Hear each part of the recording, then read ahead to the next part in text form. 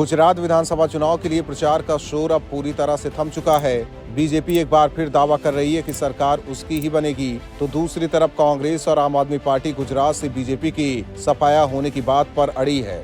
राजनीतिक जानकारों की माने तो आम आदमी पार्टी के मैदान में उतरने से थोड़ा सा मुकाबला रोचक हो गया है, लेकिन इससे ज्यादा फर्क नहीं पड़ेगा। वहीं दूसरे चरण की बात करें तो जिन 93 सीटों के लिए मतदान होगा वो उत्तर और मध्य गुजरात की 14 जिलों में स्थित है। इनमें अहमदाबाद, वडोदरा और गांधीनगर शामिल है। दूसरे चरण में कुछ हाई प्रोफाइल नेता भी मैदान में हैं, जिनमें मुख्यमंत्री भूपेंद्र पटेल, हार्दिक पटेल और अल्पेश ठाकोर की किस्मत दांव पर लगी है। इसके अलावा जिन सीटों पर मुकाबला होना है उसमें गृह मंत्री अमित शाह का संसदीय क्षेत्र भी शामिल है। ऐसे में बीजेपी के लिए ये चरण बेहद महत्वपूर्ण माना जा रहा है।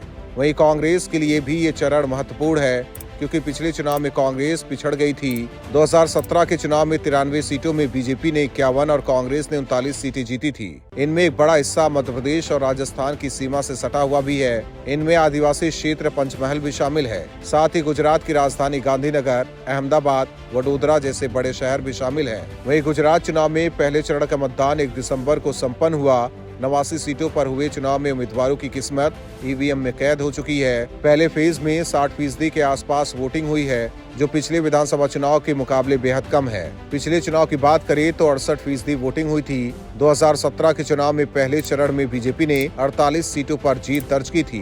कांग्रेस ने 40 सीटों पर जीत दर्ज की, जबकि एक सीट पर निर्दलीय उम्मीदवार को जीत मिली थी। वहीं पिछले 27 सालों से सत्ता पर काबिज बीजेपी लगातार 7वीं बार सत्ता में बने रहने की कोशिश में जुटी है, जबकि कांग्रेस और आम आदमी पार्टी बीजेपी के किले को ढहाने के लिए मैदान में है।